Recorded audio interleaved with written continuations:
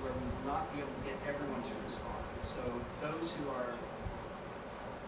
want to respond right away, I usually draw them in first because they make it move very quickly. And then after that, we try to pick out some people who are a little less attentive, those who are less aggressive. Yeah, but you're right. 50 people, you're going to have to leave out some. And all I can suggest are a few strategies to try to keep them awake a little bit longer. Any other questions? No? Okay. Now, this one's a very short one. Quite easy to deal with.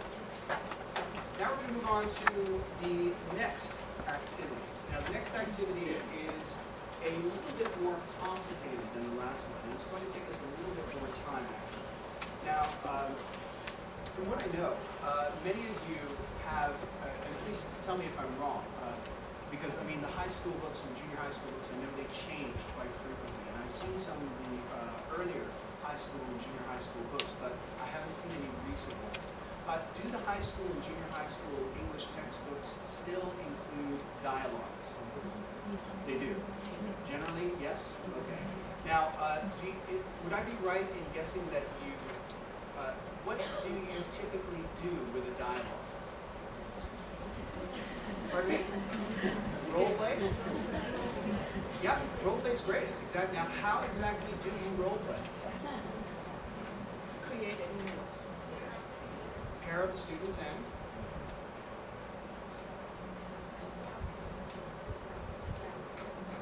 Okay, ask them to go to the front to demonstrate the dialogue. But of course, we run into this problem, right? Again, about time management. Each student going up to the front to read the dialogue is going to take an incredible amount of time if you're dealing with anything around 30 or 40 students, right? So you're only going to be able to allow a few students to do that. Are there any other methods of dealing with dialogues?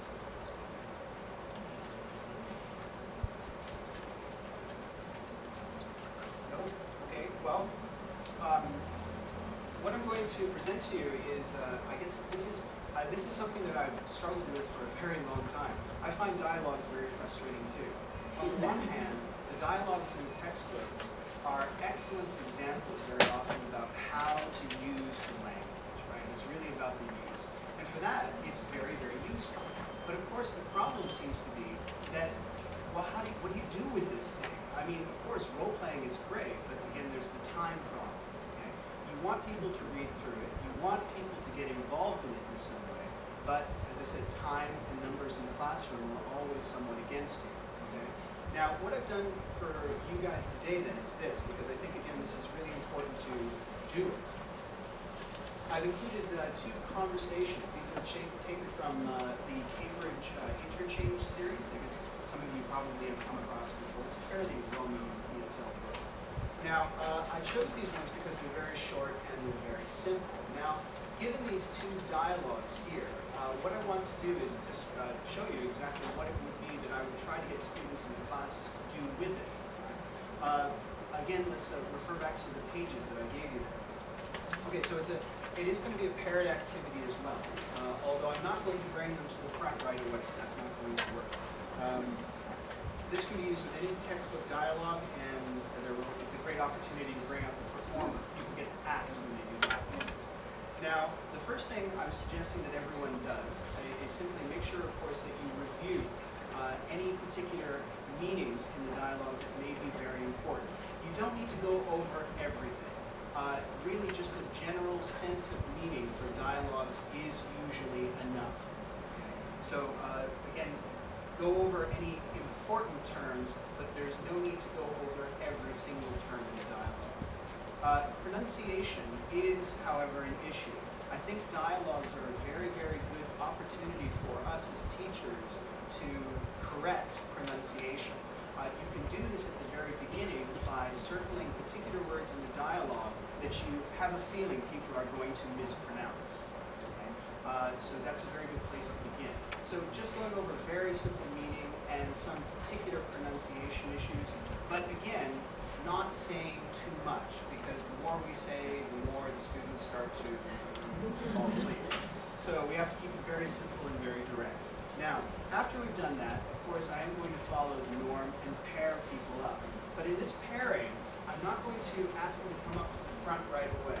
I am going to pair people in the classroom, getting them to work in 2s or 3s, depending on the number of people in the dialogue, although I think 2 is always the best. Okay? Now, during that particular time, I'm going to ask the students to, and I'm going to ask you to do this as well. I'm going to ask the students to read this, but of course, what students inevitably want to do is they want to read the dialogue, not perform the dialogue. So the very simple way that I found that prevents students from doing this, and at the same time allows them to maintain sort of some, sense of control, is to allow them to read the dialogue, but then simply not say anything while they're reading. So in other words, the very first line here, I would read the line, and then I would, can I borrow your phone to call my boss? I'm not allowed to look at the paper while I am speaking. This forces the student to actually think about the sentence as a complete phrase, rather than going word by word. Okay? Now, if the student forgets in the middle of a very long sentence, or perhaps a long line, they're allowed to look again, but they must not speak while they look. So no matter what they're doing, they're never actually just reading it. They're reading and then they're responding, doing this constantly. I found this to be, I've done a lot of memorization of dialogues too. Memorization works well for some students and doesn't work very well for other students. And it's also very embarrassing, I find, for students who feel, well, rather ashamed of themselves when they can't remember certain things that other students can. This particular method really is something that every student can do. So it kind of keeps everything very, very equal for them. And in the process, as I said, you can start teaching the students to think about the dialogue more as a line, as a sentence, as a meaningful unit, rather than thinking about chopping it up into word by word by word. Okay. Now, my job then is to go around the classroom and listen to as many of the dialogues as possible, correcting here and there. This also allows me to police and make sure nobody's fooling around when they're not supposed to be.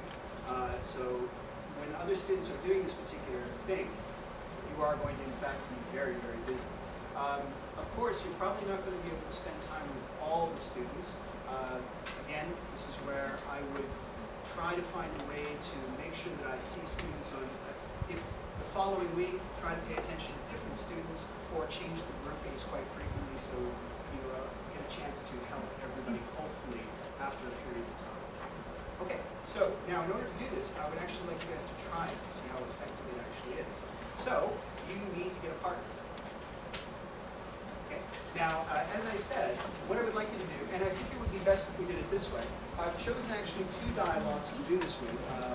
So what I'd like you to do is, with this side of the room, you guys can work on dialogue 7, please, and you guys will do dialogue 8. All right? Now, again, what I'm asking you to do is simply this. You're allowed to look, but then put the paper to your chest, and you're only allowed to speak when the paper is covered. And if you wish to look again, you can do so like this. All right? Continue to do this at least 3 times, 3 or 4 times. After you have done this, then I will follow exactly what your suggestion is. I would usually randomly select a few students to actually perform it.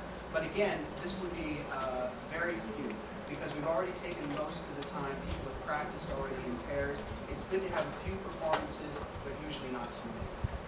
All right, so I shall give you about time. You have about 5 to 6 minutes to practice.